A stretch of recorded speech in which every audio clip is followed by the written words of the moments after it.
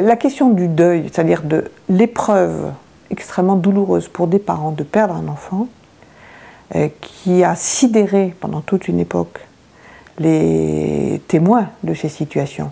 Il les a d'autant plus sidérés que les médecins, les équipes qui étaient là quand un enfant échappait, portaient une part de la culpabilité. C'est-à-dire que c'était un enfant qu'on n'avait pas pu sauver.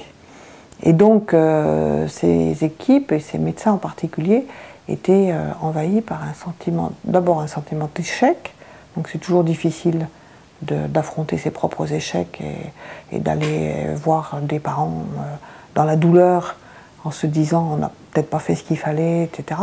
Et puis surtout, ils ne pensaient pas être utiles, puisqu'ils avaient été impuissants à sauver cet enfant, donc ils n'avaient plus de place. Et on a appris, grâce à l'écoute des parents après, quand les collaborations ont pu se mettre en place, qu'on a pu s'intéresser, revoir des parents, ce que nous ont dit ces parents, c'est perdre un enfant, on peut s'en remettre, c'est terrible, mais on peut s'en remettre, mais d'avoir été lâché par les professionnels qui étaient là, de cela, on ne se remet pas. Et donc ça a été vraiment un tournant quand les médecins ont découvert qu'ils avaient encore plus de place dans ces moments-là, c'était d'être là. Alors être là comment? C'est une autre question, et c'est là qu'ils ont besoin, et nous ont sollicité beaucoup dans notre discipline de psychologues, de psychiatres, pour les aider à être là. Et récemment, j'entendais un pédiatre dire à des internes en psychiatrie, dans une session de formation, vous savez, quand un pédiatre est dans une salle d'accouchement, à assister à la naissance d'un enfant, et qu'il sait que la meilleure attitude c'est de ne rien faire, ben c'est très difficile. Et donc on a besoin, nous, d'être aidés pour être là et ne rien faire. C'est contraire à toute la culture médicale.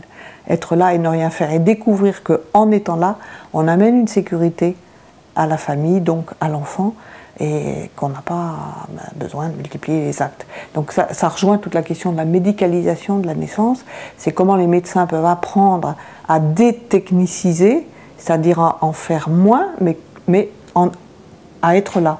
Et qu'en étant là, ils jouent un rôle extrêmement important. Et donc c'est vraiment un changement de culture. Alors on en parle à propos du deuil, mais c'est vrai pour de multiples situations.